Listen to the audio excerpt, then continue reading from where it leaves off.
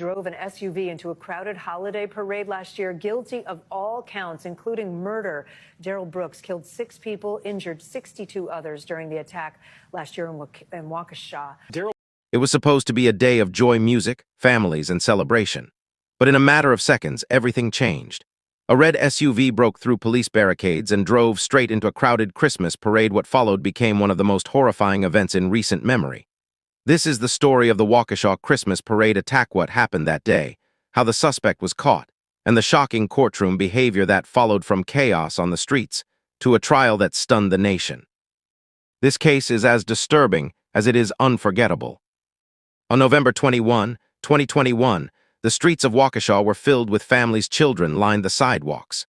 Music echoed through the air. Groups like the Dancing Grannies and local marching bands performed for the crowd. It was meant to be a celebration, comfort, joy, and community. But then something went terribly wrong. At around 4:39 p.m., a red SUV suddenly forced its way through police barricades. Without stopping, it entered the parade route. What happened next unfolded over more than a mile. The vehicle sped through the crowd, striking dozens of people, marching bands, performers, families. Panic spread instantly. People ran, others froze. What had been a celebration turned into chaos in seconds. By the time it was over, 6 lives had been lost. Among them was 8-year-old Jackson Sparks. As first responders rushed in, the suspect fled the scene. The vehicle, now heavily damaged, was abandoned, but the man behind the wheel wasn't far. He was trying to disappear. In a desperate attempt to avoid capture, the suspect hid in a nearby residential area. At one point, he was found hiding inside a child's playhouse. Eventually, he approached a local resident, asking for help and even requesting to use a phone, but by then, police were already closing in on Elizabeth Street. Officers located and arrested him. As they took him into custody, a small detail stood out. A sandwich fell from his pocket.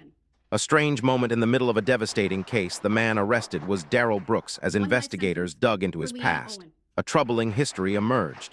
Previous criminal offenses, prior incidents involving violence, even earlier cases where a vehicle had been used in a dangerous way. This wasn't an isolated situation. It raised serious questions about how it all led to this moment. During police questioning, Brooks' behavior stood out. Instead of showing concern for what had happened, he focused on himself, complaining about injuries and deflecting responsibility. Investigators pressed for answers, but the gap between the scale of the tragedy and his responses was hard to ignore. When the case went to court, it became even more unusual. Brooks chose to represent himself.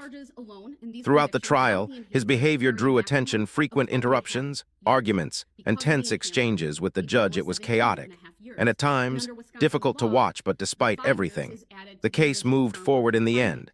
The jury found him guilty on all counts, including 6 counts of first-degree intentional homicide. He was sentenced to multiple life terms, ensuring he will spend the rest of his life in prison. What happened in Waukesha is a reminder of how quickly a normal day can turn into tragedy, and how justice, even in the most difficult cases, still moves forward. For more real cases explained clearly and responsibly, subscribe and stay tuned for the next story.